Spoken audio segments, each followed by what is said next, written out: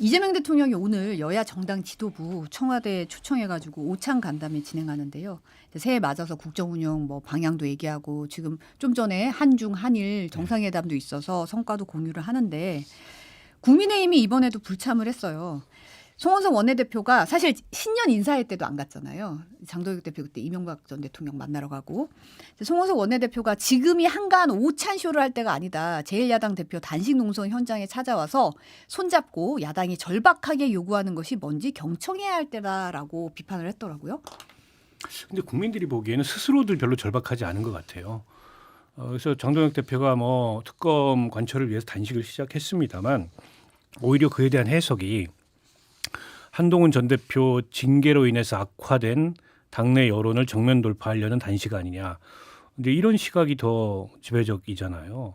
근데 그 얘기는 저 단식의 진정성도 별로 인정받지 못하고 있는 것 같고 타이밍도 좀 그래요. 사실은 그 이슈가 최고조에 이르렀을 때 저렇게 단식이라는 배수의 진을 치고 싸울 만큼의 그 필요성이 국민들한테도 공감이 될 때 이제 해야 되는데 사실 통일교 이 수사 같은 경우에는 좀 약간 그 이슈의 그 국면을 지난 것 같이 보이잖아요. 그리고 수사를 하고 있는데 물론 수사가 잘 되고 있다고 저도 느끼지는 않아요. 근데 어쨌든 사건이 터지고 초기에 굉장히 충격적으로 이게 그 국민들이 받아들일 때 저렇게 배수의 진을 치고 싸웠으면 모르겠는데 그것도 아니고 그리고 공천원금은 이제 막 수사가 시작돼서 그 수사 역시도 논란이 여러 가지 있긴 하지만 어찌됐건 수사를 경찰이 안 하고 있다거나 저대로 수사한다면은 객관적인 수사 결과를 기대하기 어렵다는 어떤 그 여론의 판단이 있을 때 특검을 이슈로 제기해야 되는데 아직은 조금 좀 섣부른 것 같아요. 그러다 보니까는 이게 이제 타이밍도 제대로 맞추지 못하는 것 같고 진정성도 좀 의심받고 그러니까 저 투쟁이 성과를 과연 거둘 수 있을까? 나중에 가면 이제 단식은 출구를 자칫하면 못 찾을 수도 있어요. 그냥 쓰러지는 것밖에 방법이 없습니다. 왜냐하면 뭐 성과를 못 냈는데 중단할 수도 없고 그렇다고 뭐 무한정할 수도 없는 거고 그래서 시작은 했는데 늘 그 끝이 단식은 참 정리하기가 어려운데 제가 보기에는 뭐 그런 걸 깊이 생각하지 않고 일단 들어간 게 아닌가 싶고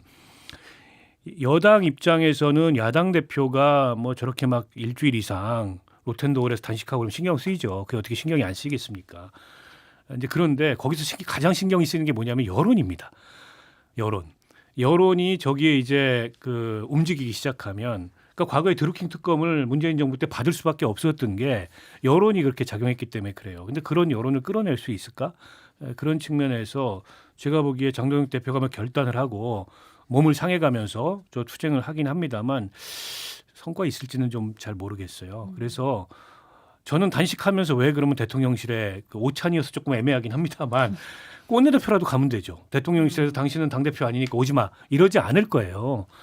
근데 왜 안 갑니까? 그러니까 저는 지난번에 신년 할애회 때도 그렇고 이번도 그렇고 때로는 그런 보이콧가 효과적으로 보일 때가 있어요. 또 여론이 거기를 따를 때가 있는데 그것도 아니잖아요. 그냥 약간 뭐 억지 부리고 그냥 어깃장 놓는 것처럼밖에 안 보여요. 아니 지금 개혁신당은 작은 정당이지만 천하람 대표가 19시간 필리버스터를 하고 오찬 참석한다는 거 아닙니까? 네. 그게 더 현명한 모습이지 지금 저게 과연 현명한 모습일까? 저는 좀 회의적입니다. 그 지금 천하람 원내대표 얘기를 했는데요. 그 19시간 끝내고 오찬 때문에 이제 가야 된다는 거잖아요. 그렇게 함으로써 천하람 원내대표는 24시간 필리버스터 한 것과 똑같은 효과를 지금 내고 있는 거예요. 그러면서 대통령과의 오찬은 가서 할 말은 한다라는 게 더 합리적으로 보이게끔 만들고 있거든요. 그다음에 그 장동혁 대표가 이걸 한번 생각해 봤으면 좋겠어요. 지난번에 필리버스터도 그렇고 지금의 그 단식도 그렇고 명분이 있는 거죠. 있음에도 불구하고 그 효과를 배가하기 위해서 그 윤 어겐에 대한 그 사과도 진작하고 그다음에 왜 그렇게 한동혁 전 대표에 대해서 집착하는지 모르겠어요. 표현은 좀 거칠지만 말입니다. 지금 대구 같은 데서 또는 그 우파 지지자들 중에 장동혁 대표의 지지도 꽤 있잖아요. 그러면 그걸 가지고 자기가 확대 재생산할 수 있는 방법 중에 하나가 단식이었다라고 생각을 한다면은 애초에 제명 쇼는 지금 제가 취소할게요. 이 제명과 같은 해프닝을 하지 말고 단식을 했으면 훨씬 진정성이 느껴졌을 것 같거든요. 왜냐하면 지금 봉천원금에서 이제 김병기 전 원내대표 얘기 나오잖아요. 근데 김병기 전 원내대표는 이재명 당시 대표 시절에 상당히 앞장서서 상당히 뭐랄까 그 자기가 소위 남들이 하기 꺼려하는 일들을 김병기 전 원내대표가 그 당시에 하지 않았습니까? 검증위원장이라든지 이런 역할을 하면서 그다음에 통일교와 관련해서도 통일교 특검을 지금 하자는 게 국민의힘의 입장이고 그러자 지금 민주당에서 신천지까지 같이 하자 그러는데 뭐 신천지까지 같이 할 수도 있는 거 아닌가 이런 생각도 하는 데다가 통일교 역시 2022년에 당시 이재명 후보도 통일교에 접근을 했다 뭐 이런 얘기가 잠깐 나오다 말았잖아요. 그렇기 때문에 지금 이재명 대통령이 그런 쪽에서 연루가 돼 있어요. 그리고 지금 이재명 대통령이 임명한 전재수 의원이 지금 이것으로 낙마를 했고 또 이재명 정부가 그 내각을 구성하면서 여가부 장관으로 여성부 장관으로 지명을 했던 강선우 의원은 공천 헌금하고 맞물려 갖고 지금 그 운명이 불투명해지는 상황이잖아요. 그럼에도 불구하고 이재명 대통령은 굉장히 지금 영리한 국정 운영을 하고 있어요. 왜냐하면은 지금 이러한 사건하고 자기하고 딱 거리를 두고 외교라든지 실용주의적인 노선을 걷는다 해갖고 대통령의 지지도가 이런 사건과 관계없이 떨어지질 않고 있는 상황이잖아요. 그러니까 단식을 하고 또 오찬을 보이콧할 때는 대통령 지지도도 고려를 하면서 했어야죠. 대통령 지지도가 떨어지는 상황에서 만나자 그러면은 거부할 수 있는데 지금 상황에서 이렇게 하니까 어떤 사람들은 뜬금없다고 표현하고 지금 단식하는 사람들은 얼마나 힘이 들겠습니까? 그래서 그 단식의 진정성과 효과를 배가하기 위한 전략적인 고려가 지금 빠져 있다라는 게 좀 안쓰럽죠. 예. 사실 이제 김재현 최고위원이 이게 사실 단식이 좀 뜬금없다 이런 얘기도 좀 나오고 아무래도 이제 한동훈 전 대표 제명권과 관련해서 오전에는 제명을 뭐 좀 보류하겠다 뭐 이런 식의 얘기를 한 다음에 바로 그냥 전격적으로 단식 논송에 돌입한 거잖아요. 그러다 보니까 이게 시기가 이게 결국은 이거 노린 거 아니냐 이런 얘기 나오는데 여기에 여론 무마용 아니냐 이런 얘기 나오는데 김재현 최고위원 오늘 아침 김종배 시선 집중에서 단식은 뭐 한 달 전부터 얘기가 나온 거다 검토했던 거다. 시기가 공교롭게 일치한 거라고 설명을 했거든요. 그러면서 민주당이 요지부동인 상황에서 지금이 단식 투쟁할 적기라고 판단한 거라고 설명을 하긴 했지만 이 시기가 공교롭게 일치한 거다. 어떻게 보세요? 글쎄 저는 지금이 적기라고 판단했다면 그 정무적 판단이 별로 정교하지 못하다라고 생각하고 한 달 전부터 얘기가 나왔던 거는 단식이라도 해서 돌파하라는 당 내부의 목소리가 있었던 거지 지도부가 그걸 계획하고 준비하고 있었던지는 잘 모르겠어요. 하려면 진작 했어야죠. 저는 그렇게 생각합니다. 근데 지금 2차 특검법은 이제 오늘 필리버스터 토론 종결하고 처리할 거예요. 그러면 그 이슈는 끝나는 겁니다. 법안이 통과되기 때문에. 네. 그리고 이제 통일교 특검 같은 경우에는 민주당이 하자고 나오고 있어요. 거부하는 게 아니고. 다만 이거 이제 이 종교의 정치 개입 전반으로 하자. 근데 그 논리도 물타기성 측면이 있지만 아예 설득력이 없진 않거든요. 그럼요. 신천지가 과거에 문제가 있었잖아요. 그리고 국민의힘의 집단 입당에서 전당대회에 영향 미치려고 했던 흔적도 있었고. 그러니까 그거를 또 통일교 마치 신천지 넣는 건 안 된다고 하면 신천지를 비호하나? 근데 이런 반론에 부딪힐 수가 있어서 그렇게 효과적이지 않아요. 지금 국민의힘의 저 모습이. 그리고 김병기 강선우 수사는요.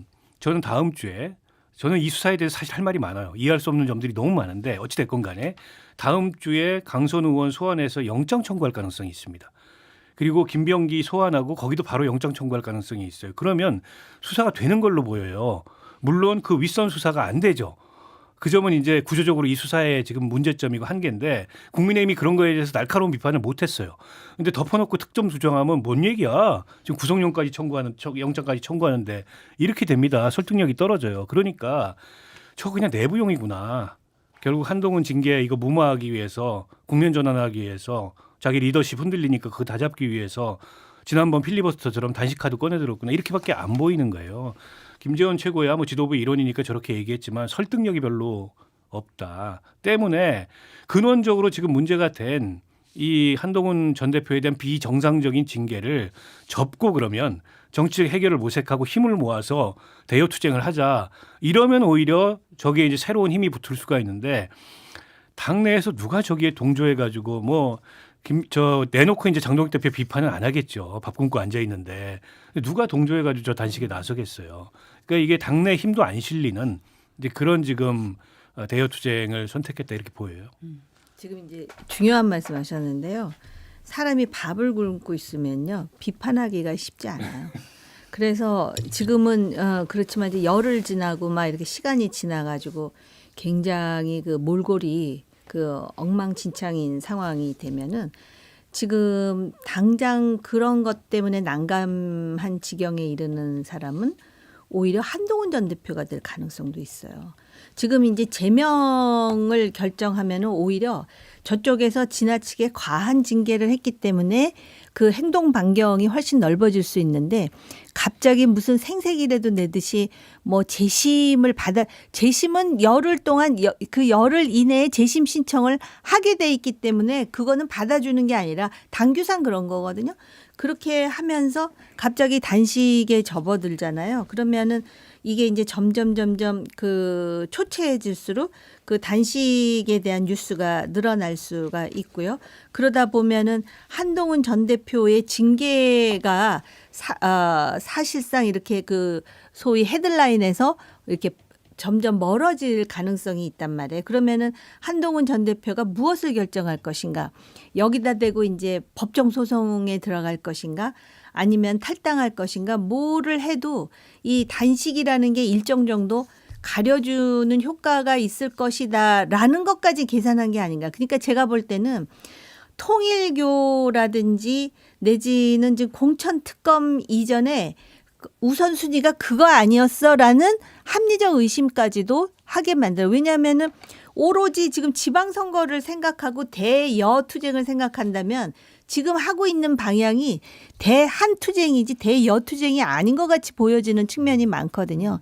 그래서 한동훈 전 대표 측의 그 소위 옵션을 선택할 때 그 딜레마를 일정 정도 주는 거 아닌가? 그렇게 보일 수도 있어요. 지금은 이제 멀쩡하게 앉아 있지만 열흘 지나고 그러면서 이제 막 그 있잖아요 모습. 근데 우리나라 사람들은 절대로 그 거기다 대고 뭘 하는 거에 대한 터부가 있어요. 금기가 있단 말이죠.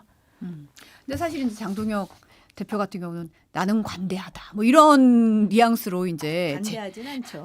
재심 신청 기간을 주고 소명 기회를 주겠다. 와서 소명해라. 이렇게 얘기를 한 거고 사실 한동훈 전 대표는 그 전날 난 재심 신청할 생각이 없다고 아예 선을 그은 상황이잖아요. 그러면 사실 장동혁 대표는 그러고 나서 단식을 들어갔으니 의원님 말씀대로 점점 초췌해질 거고 열흘 뒤에 이제 재심 신청 기간이 끝나면 그러면 그 다음 수순은 결국 이 공은 한동훈 전 대표한테 넘어온 건데 이 다음 수순은 어떻게 예상하세요? 글쎄요, 뭐 지금 고심이 많겠죠. 한동훈 전 대표로서도 일단 기자회견해서 그 징계의 성격 규정을 이건 뭐 계엄이다 이렇게까지 얘기를 했는데 지금 재심 신청을 기다리겠다. 그리고 소명해라. 이후에는 아직 한동훈 전 대표가 메시지가 없어요. 저는 이제 고심이 깊다고 보고요. 그리고 한동훈 전 대표가 지금 어떻게 보면 좀 그 피해자로 보이긴 하는데 근데 이 사안의 성격이 그렇게까지 무슨 뭐 명분이 있는 그런 또 논란은 아니에요. 어쨌든 가족들이 물론 저는 뭐 그 정도 게시판에서 올리는 게 큰 죄거나 징계를 받을 만한 일이거나 무슨 형사처벌을 받을 만한 일이라고 생각하지 않습니다. 익명 게시판이었어요. 근데 그게 우연히 실명이 드러나면서 논란이 여기까지 확대가 된 겁니다. 때문에 정치적 매듭을 졌어야 되는 거 아니냐, 진작. 근데 이제 이게 끌고 끌다가 여기까지 온 건데 그에 대해서 한동훈 전 대표도 책임이 있다. 이런 목소리도 국민의힘 내부에 만만치 않게 있어요. 물론 장동혁 대표가 이걸 너무 징계를 무리하게 했다. 왜냐하면 지각했다고 퇴학을 시키는 건 아니잖아요. 그리고 뭐 예를 들어서 물건 좀 훔쳤다고 사형시킬 수는 없는 거고 때문에 한동훈 전 대표 입장에서 명분이 없는 건 아닌데 이제 이걸 이제 예를 들어서 법적 대응을 해가지고 진흙탕 싸움으로 갔을 때 그게 과연 정치적으로 옳은 판단인가 이 고민이 있을 거라고 보고 또 어느 시점에 도의적 차원에서의 어떤 사과나 이런 걸 해야 될지 이것도 아마 고민이 될 거고 또 이 징계를 그럼 받고 당장에 6월 달에 지방선거 재보궐선거 열리는데 언제까지 그러면 본인이 지금처럼 이렇게 장외에서 아무런 뭐 적이 없이 이렇게 이제 뭐 팬클럽 중심의 영향력을 유지하면서 정치적 활동을 할지 이것도 고민될 거예요. 뭐 그쪽 진영에서도 여러 가지 생각이 있기 때문에 결정을 내리겠지만 당장은 어쨌든 재심은 안 한다고 했고 재심을 안 한다는 거 보니까는 가처분 신청 등 법적 대응도 안 할 가능성이 있어 보여요. 아, 법적 대응도요? 예, 그걸 할 생각이 있다면은 재심 절차에 응하는 게 그나마 승소 가능성을 높이는 방법이에요. 소명 기회를 줬는데 안 했다 그러면은 가처분 인용될 가능성이 줄어들거든요. 그리고 뭐 어제 오늘 사이에 그 한 대표 쪽에서 흘러나오는 얘기도 굳이 당을 상대로 이전 투구가 될 수 있는 장동혁 대표 측은 이미 그걸 각오하고 있는데 법적 대응이라는 걸 우리가 해야 되겠느냐. 이 사안의 성격 자체가 정치적 성격이기 때문에 정치적으로 대응하는 게 돌파하는 게 맞는 거 아니냐 이런 판단도 있는 것 같아요. 그게 구체적으로 뭘까에 대해서는 아직 결정한 바가 없지만 지켜봐야 될 것 같은데요. 그렇다고 재심에 응하기도 그래요. 그렇지 않습니까? 이거 뭐 재심이라는 거는 보장된 그 이 피재소인의 권리긴 합니다만 애초에 원천적으로 이 윤리위 과정을 인정하지 않고 있고 조작된 사실에 기초해서 당무감사위원회가 발표를 하고 그걸 징계 근거로 삼고 있다 해서 당무감사위원장을 고소까지 한 마당에 양형 줄여보고자 뭐 재심 가가지고 양형 줄여줄 수도 있어요. 그래가지고 만약에 1년 당원권 정지 이런 뭐가 남습니까? 오히려 낮춰지면 네, 그러면 더 이상해지는 거예요.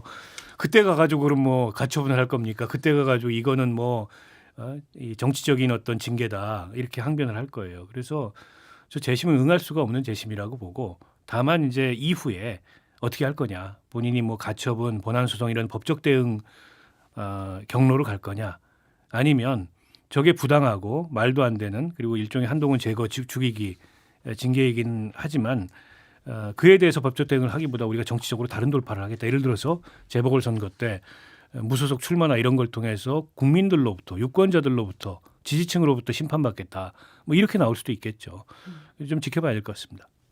지금 당에서는 장동혁 대표의 또는 지금 윤리위에서의 제명에 대해서 상당히 비판적이잖아요.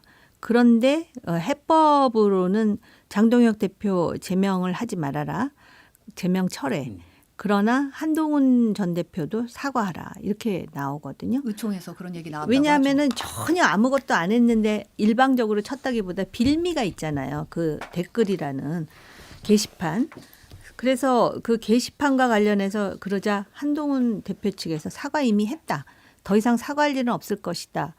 그러는데 그냥 제가 듣더라도 사과를 어떻게 했더라? 기억이 잘 안 나거든요.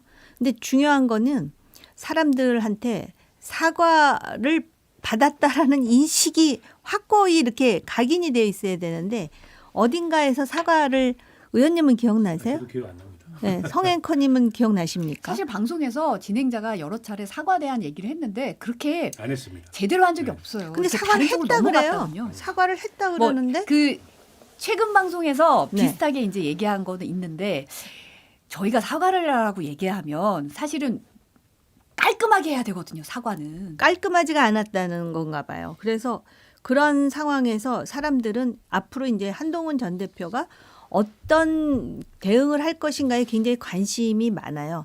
그걸 보면서 이 문제가 해결될 것인가 그게 중요한 게 아니라 과연 향후 대한민국의 리더로서의 자질을 확고하게 갖췄는가. 장점은 다 알잖아요. 많은 사람들이 똑똑하다. 법에 대해서 잘한다. 그다음에 어떤 무언가에 대해서 이것이 아니다라고 생각하면 확고하게 저항한다. 싸울 준비가 되어 있고 싸움의 기술도 있고 싸우면 또 대체로 이기더라 하는 건 알아요. 근데 그게 정치인의 덕목 중 다는 아니거든요. 그래서 나머지를 보여주는데 지금 장동혁 대표 측은 장동혁 대표뿐만 아니라 그 주변에 한동훈 대표와의 악연으로 그 뭉쳐 있는 몇몇 사람들이 있어요.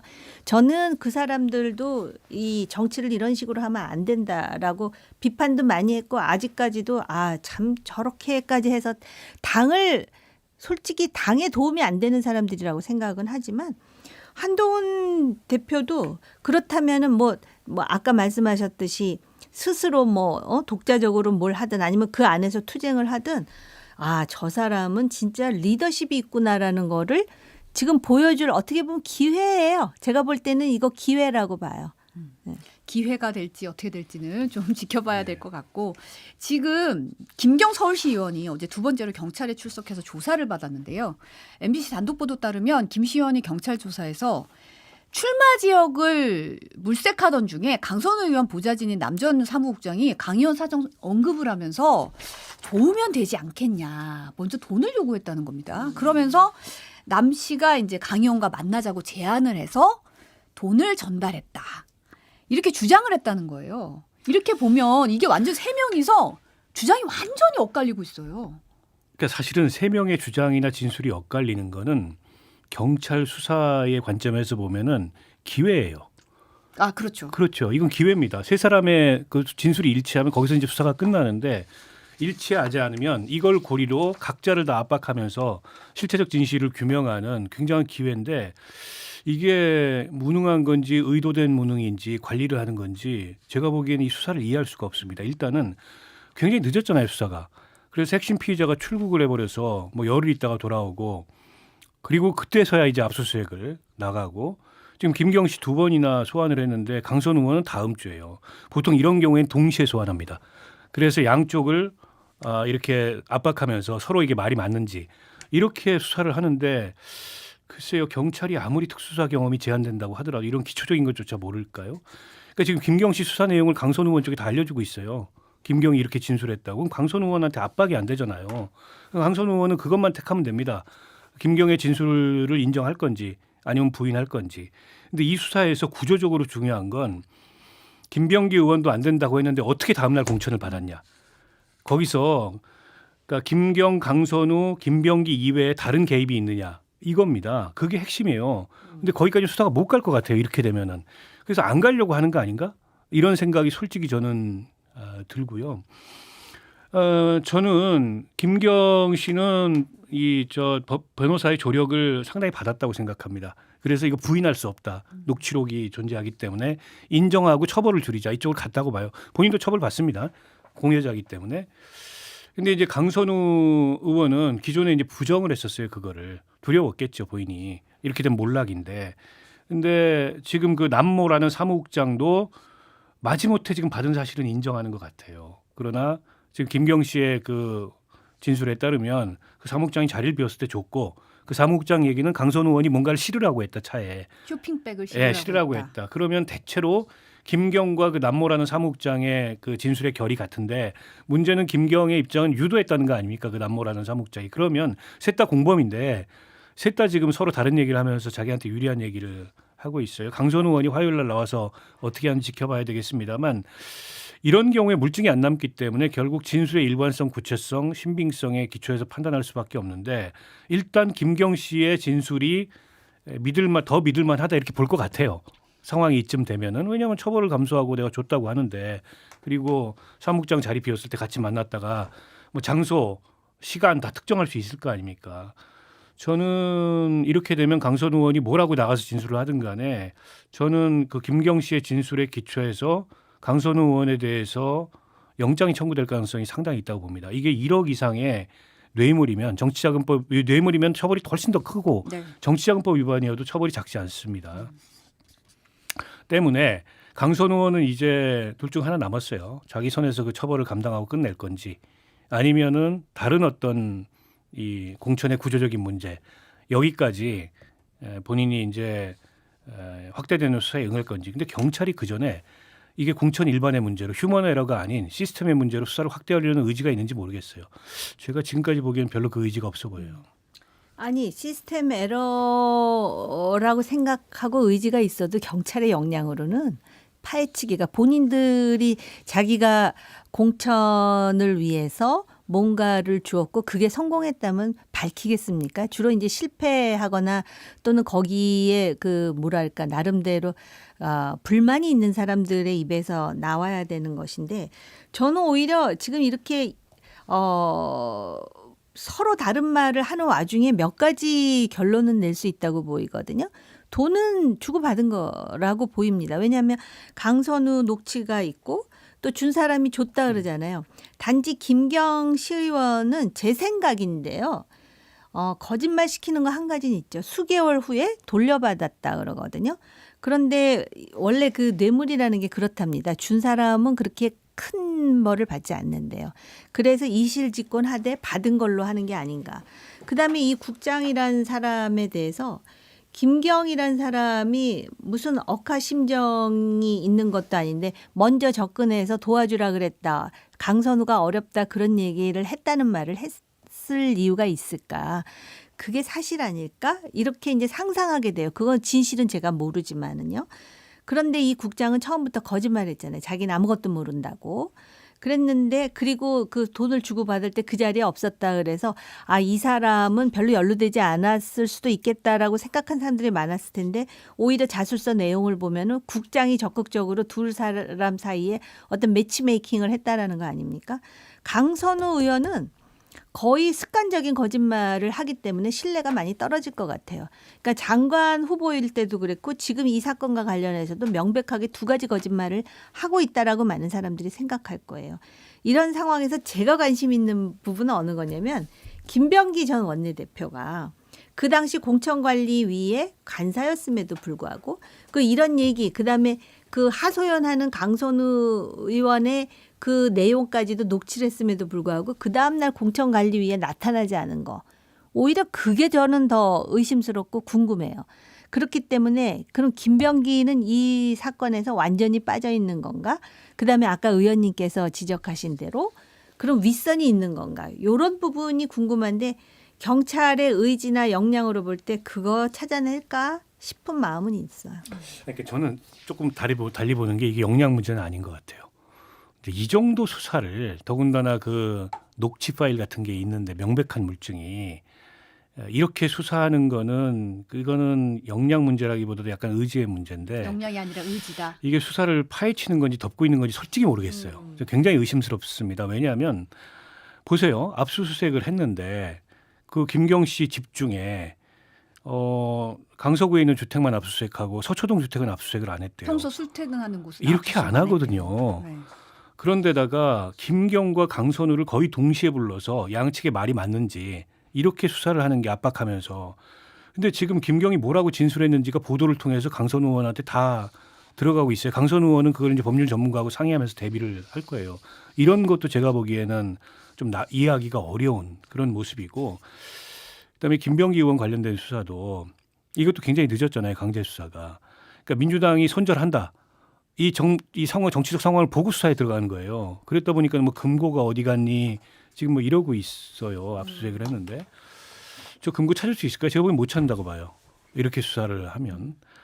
그래서 이러면 이제 특검 얘기가 나올 수밖에 없는 객관적 상황인데 문제는 국민의힘이 이런 어쨌든 경찰 수사의 무능과 허점과 부실과 뭐 어떤 여기서 보이는 의도 이런 것들을 조목조목 비판하면서 이제 국민들에게 폭로하면서 특검을 주장하면 모르되 저렇게 당내 문제하고 막 결부돼 가지고 갑작스럽게 단식 특검 이렇게 해가지고는 제가 보기에 그 못 끌어낸다. 그래서 국민의힘이 제가 보기엔 좀 답답하고 어쨌든 저 지금 이 공천원금 사건에 대한 경찰 수사는 휴먼 에러야로 정리하려는 수사로밖에 보이지 않습니다. 의원님 말씀을 들어보니까 그 역량을 발휘하지 않는 역량이 있는 것 같아요. 왜냐하면은 그 김병기 전 원내대표의 찬항과 관련해서 압수수색 영장을 받아서 들어갔는데 숭실대 관련 자료가 나왔다는 거예요. 근데 그거는 압수수색 영장의 대상에 포함되지 않고 더군다나 중요한 것 같지 않아서 그냥 놔두고 나왔다라는 기사가 나왔어요. 그런데 다른 일반적인 상식으로 보면 그게 중요하든 중요하지 않든 다시 압수수색 영장을 청구해가지고 받아서 그거를 확보해서 과연 차남의 숭실대 입학과 관련해서 뭔가 비리가 있었느냐를 확인해야 되는데 그 자리에서 판단했다는 거예요. 중요하지 않은 자료. 그런 거 보면은 그 역량을 발휘하지 않을 그런 정도의 역량, 그러니까 윗선의 눈치를 보는 것과 같은 그런 역량, 그리고 관성적으로 하는 역량, 그런 건 있는가 보죠. 근데 지금 이러면 이제 수사권을 다 경찰로 이관을 하는데 과연 경찰로 이렇게 수사권을 다 이관하는 게 맞냐? 근데 이런 근원적 이 문제의식이 대두될 수도 있고 사실 이 정도 드러났으면 2022년도 적어도 그 지방선거 공천 전반으로 수사를 확대하는 게 통상 이런 사건에 있어서의 이제 수사의 단계입니다. 그렇게까지 확대한다라는 목표를 정해놓고 수사를 하거든요. 근데 그렇게까지 확대는 안 할 거라고 수사를 하는 것 같아요. 지금 보기에. 제가 보기에는 저 지금 경찰 수사는 잘 납득이 안 돼요. 경찰 똑바로 해라 뭐 이런 댓글도 올라오고 린주님이 강선 의원이 김경 시의원의 주장대로 만약에 이제 돈을 좀 먼저 제안을 해서 만난 건데 김병기 의원에게 가서 울고불고 했으면 연기 대상감 아니냐 이런 지적하셨어요. 사실 수사에 적극 협조한다고 해놓고 지금 아이폰 비번도 얘기 안 하고 있다는 거잖아요.